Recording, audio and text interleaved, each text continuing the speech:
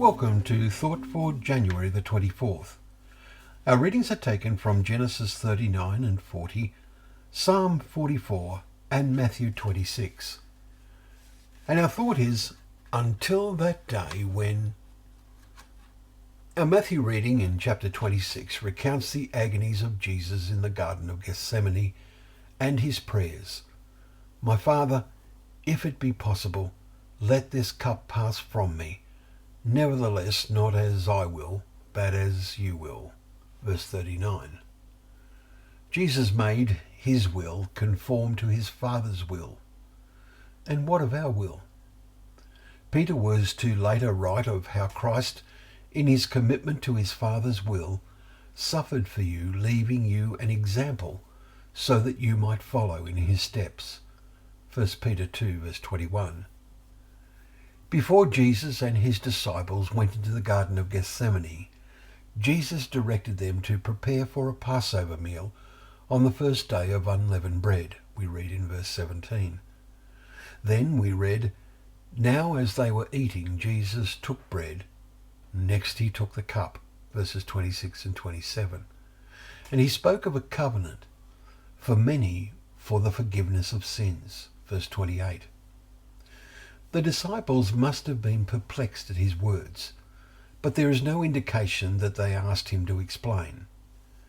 But this takes our minds forward to meditate on the record in Acts chapter 2 and the events on the day of Pentecost and the breaking of bread in verse 42 that then followed.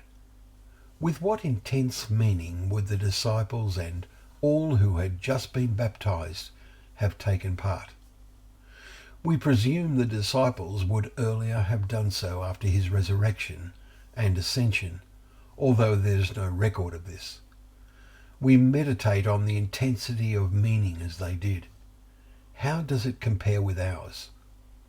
The disciple would also remember that their master said, after the command to drink, all of you, that he then said, I will not drink again of this fruit of the vine until that day when I drink it new with you in my Father's kingdom.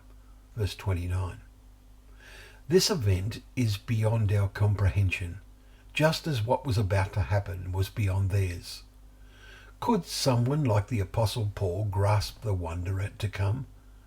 Take note of his words in 1 Corinthians.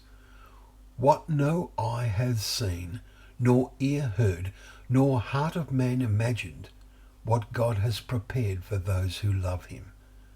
These things God has revealed to us through the Spirit. For the Spirit searches everything, even the deep things of God. Chapter 2, verses 9 to 10. But for us, until that day when, and our faith is turned to sight, and the Spirit, which is the powers of the age to come, as Hebrews 6 and verse 5 said, is poured out on the faithful, who will reign with him. May we be like the Thessalonians, whose faith is growing abundantly, to create adequate oil in our lamps as this world becomes an ever darker place. Thank you once again for joining us for Thought for the Day, where together we can open up the pages of God's Word, remembering that they are a lamp to our feet and a light to our path, particularly in this dark age.